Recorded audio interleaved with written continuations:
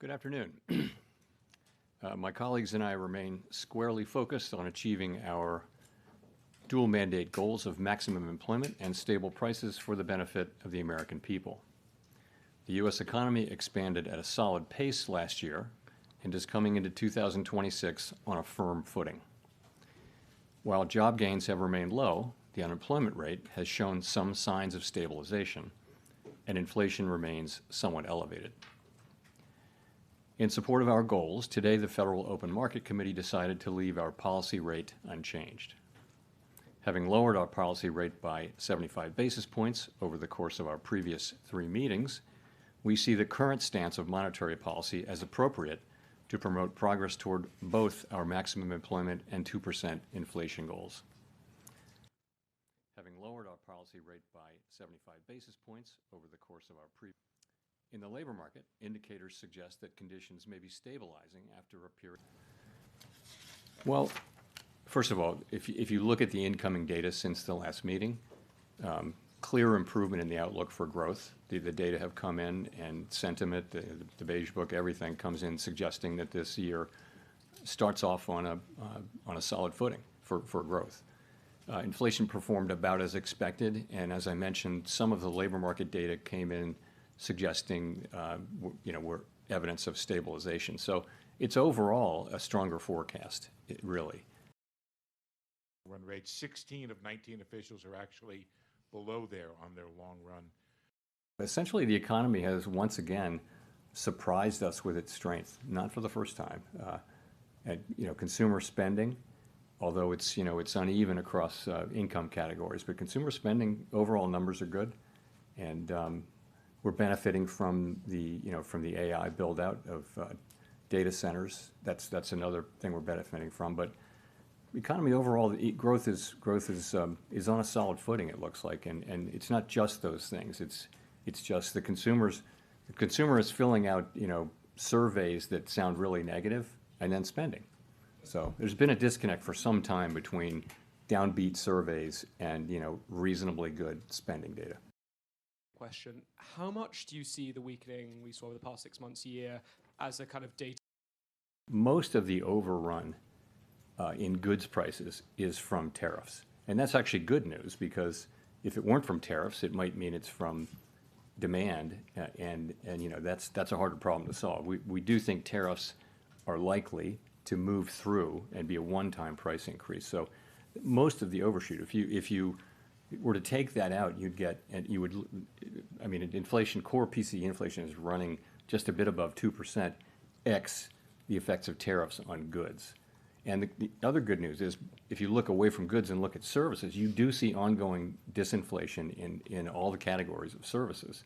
So that's a healthy development. So that's what's going on. The expectation is that we will see the effects of tariffs flowing through goods prices, peaking, and then starting to come down, assuming there are no new major tariff increases that are begun. And that's what we expect to see over the course of this year. If we see that, that would be something that tells us that we can loosen policy. Also, if we see something that suggests that the labor market is not stabilizing, that in fact the downside risks reemerge, or the data just get worse, we'd have to look at both of those. We have a two-sided mandate. Focus on analyzing it and try to understand what the macroeconomic.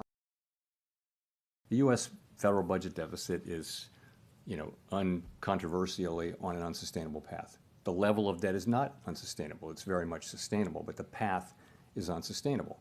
And the sooner we work on it, the better. But, right now we're running a very large deficit at essentially full employment.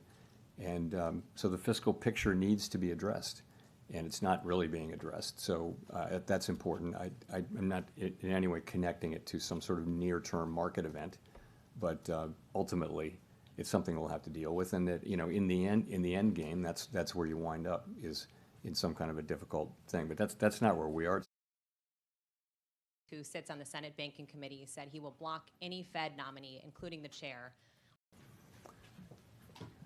So really, the point of independence is not to protect policymakers or anything like that. It just is that every advanced economy democracy in the world has come around to this common practice. It's just an institutional arrangement that has served the people well. And that is to have a separation between, to not have direct elected official control over the setting of monetary policy. And the reason is that monetary policy can be used, through an election cycle to affect the economy in a way that will be politically worthwhile. So this isn't, I'm not talking about the U.S. context, this is every advanced economy democracy of any size.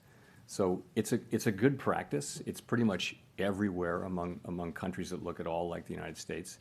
And I think if you lose that, it's, first of all, it would be hard to restore the credibility of the institution if people lose their faith that we're making decisions, only on the basis of our assessment of what's best for everyone, for the wide public, rather than trying to benefit one group or another. If you lose that, it's going to be hard to retain it. And we haven't lost it. I don't believe we will. I certainly hope we won't. But it's very important, and the reason it's important is that it's enabled central banks generally not to be perfect, but to serve the public well for labor demand and for employment over time. So for those two reasons, we thought. I will tell you why I attended. I would say that that case is perhaps the most important legal case in the Fed's 113-year history. And as I thought about it, I thought it might be hard to explain why I didn't attend. In addition, Paul Volcker went to a Supreme Court case famously in, I guess, 1985 or so. So it's precedented, and I thought it was an appropriate thing, and I did it.